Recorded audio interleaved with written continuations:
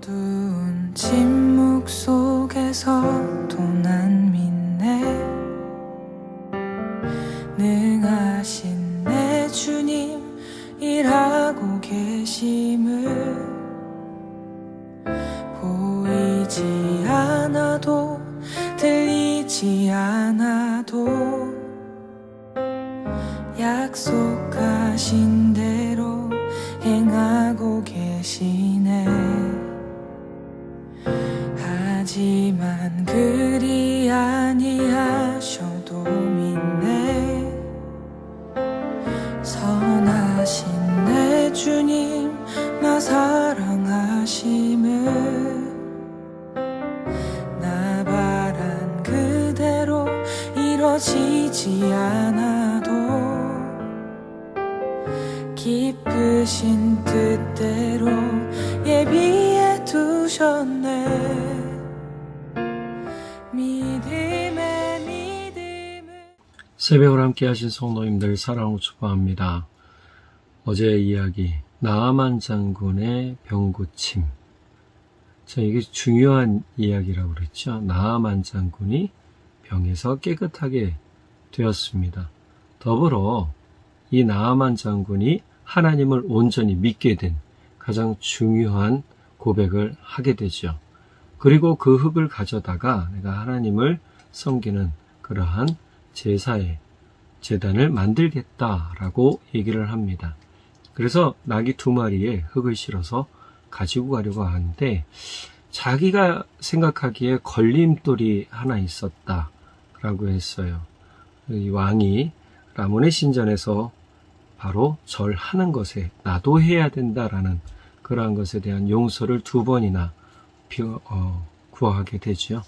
그것에 대한 답은 엘리사의 평안을 구하는 말이었습니다.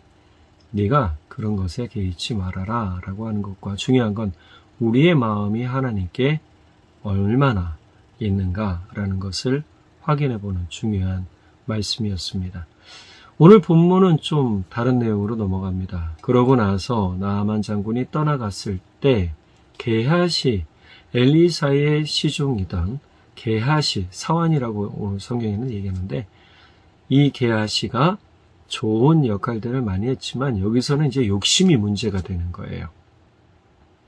나아만 장군이 왔던 선물을 그대로 들고 가잖아요. 엘리사는 받지 않았습니다.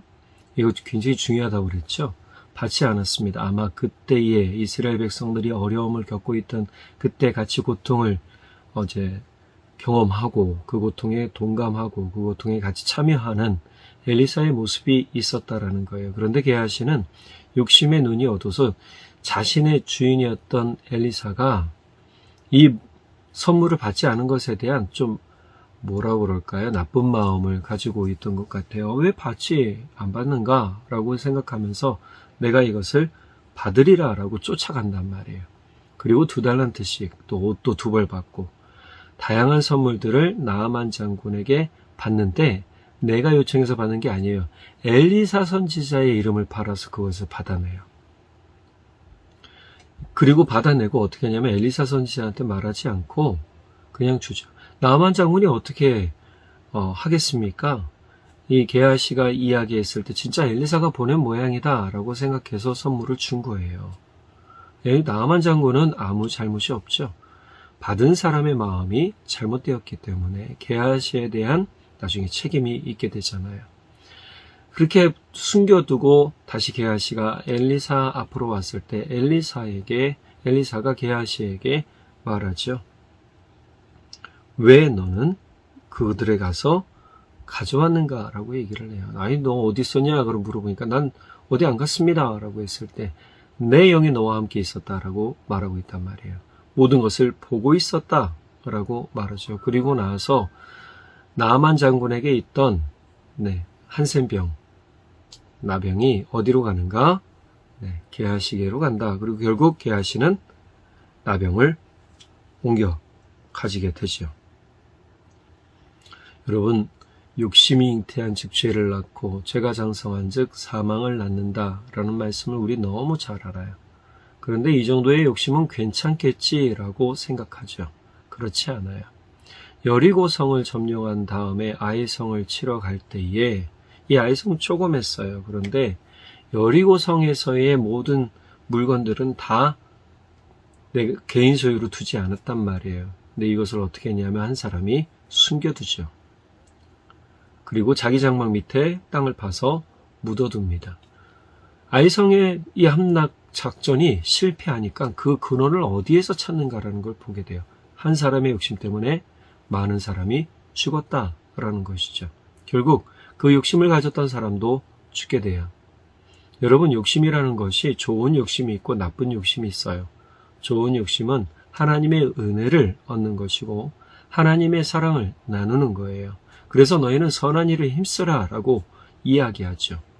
반면 나쁜 욕심은 어떤 방향성이 달라요. 밖을 향해서, 사람들을 향해서 하나님의 영광을 위해가 아니라 나의 욕심, 나의 만족을 채우기 위한 거예요. 지금 게하시가 했던 게 바로 그겁니다. 엘리사는 그러한 게하시의 모습을 꾸중해요. 엘리사가 거짓말을 하잖아요. 나아만 장군에게 거짓말 했을 뿐만이 아니라 엘리사가 물어봤을 때 게하시는 어디 안 갔습니다 라고 거짓말해요. 그러니 그 거짓말한 것에 대해서 어떻게 해요? 책망하게 되고 그 벌을 받게 되죠. 성경 안에 보면 거짓말한 사람들의 결말이 거의 비슷합니다. 벌을 받게 돼요. 하나님 앞에 거짓말하는 것, 성령 앞에 거짓말하는 것, 우리가 영으로 거짓말하는 것, 하나님이 그냥 보시지 않더라라는 겁니다. 그래서 하나님이 정직한 자를 기뻐하신다고 잠언에서는 거듭 이야기해요. 정직한 자를 향하여 기뻐하고 정직한 자를 위로하시고 정직한 자에게 소망을 더하시는 하나님의 은혜가 더 크다는 거예요. 지금 당장은 내가 아무것도 얻지 못하지만 고통을 함께 누리는 엘리사의 모습을 하나님 기뻐하셨는데 게하시는 그렇지 않았어요. 지금 내가 같이 이거를 받을 땐가? 라고 엘리사 말할 때 게하시는 좀 받으면 어때서? 라고 생각했다는 거죠. 이 게하시의 문제는 비단 게하시만의 문제가 아니에요. 사실 우리가 신앙생활 한다고 하면서도 개인의 욕심에 빠져서 어떻게든 그 욕심을 채우려고 하는 일들이 간혹 있어요. 그래서 더 가지려고 하고 더 못 가지면 질투하게 되고 다른 사람이 더 가진 것에 대해서 시기하고 이러한 마음들을 왜 가져요? 내 욕심이 그들을 향한 시기로 나가는 거예요. 질투로 나가는 것이죠. 여러분, 우리는 어떻게 해야 되는가? 다른 사람이 잘 되면 진심으로 축하해 주십시오. 다른 사람이 성공하면 진심으로 축하해 주시고 같이 기뻐해 주십시오. 이게 너무 중요합니다. 오늘 본문 진짜 내 마음이 함께 가지 아니하였느냐라는 그 말씀을 보면 하나님은 거짓말하는 것을 아신다는 거예요. 아나니아와 삽비라가 똑같이 거짓말할 때 베드로 사도가 알게 한 것이 아니라고 그랬잖아요. 성령께서 알게 하셨다라고 얘기하고 있어요. 이런 것처럼 하나님은 영으로 우리와 함께 하세요. 그러니 우리는 정직한 삶을 사는 것에 최선을 다해야 합니다. 하나님이 지금 우리에게 원하시는 것이 바로 그거예요. 선한 욕심을 가지십시오. 좋은 욕심을 가지십시오. 하나님의 아름다운 욕심을 가지십시오. 하나님의 욕심은 뭐였나요? 많은 사람, 당신의 피조물을 다 구원하시는 거였어요. 구원받기를 원하셔서 기다리시고 오래 참으시고 회개에 이르기를 원하시고 멸망의 시간을 늦추신 것이요. 그러니 우리는 그 하나님의 욕심을 기억해야 돼요. 한 영혼이 돌아오는 욕심. 그 한 영혼이 돌아올 때 천국에서 잔치가 베풀어지고 기쁨의 일들이 일어난다는 것. 우리는 이 땅에 살지만 하늘의 소망을 가지고 사는 사람들이 되어야 합니다. 이게 바로 영적 삶입니다. 그리고 영의 사람이 되는 것이죠. 하나님의 뜻은 모든 선한 일, 하나님의 선하시고 아름다운 일에 집중되어 있어요. 우리가 나만의 욕심을 채우기 위해 신앙생활하는 건 잘못된 겁니다. 욕심은 대가를 바라지 또 진짜 선한 일을 꾸미지 않아요. 하나님의 선하신 일은 대가가 없어요. 무엇을 내놓아라, 무엇을 어떻게 해라 얘기하지 않으세요. 우리가 구원받은 은혜로 말미암아 내 시간을 드리고 내 삶을 드리고 내 사랑을 드리는 것이죠. 하나님의 사랑은 조건이 없었기 때문이에요.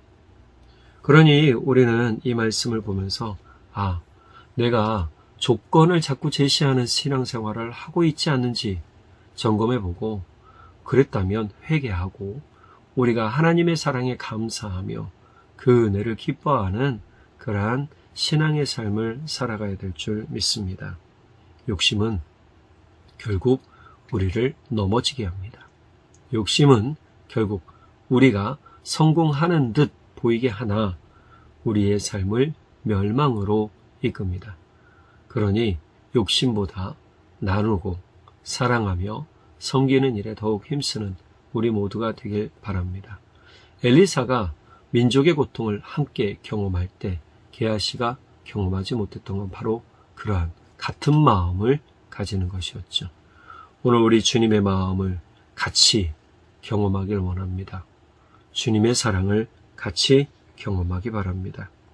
누군가의 고통 곁에 서주는 작은 마음, 또 그들의 고통을 들어주고 마음의 아픔을 안아주는 그러한 마음, 바로 주님께서, 하나님께서 우리에게 하셨던 일들, 그것들을 우리가 지금 실천해가고 많은 사람들에게 위로를 전하며 같이 한 마음이 되어 눈물을 흘려주고 더불어 욕심이 아닌 한 영혼을 주께로 돌이키는 소망의 삶이 되기를 간절히 축복합니다. 기도하겠습니다.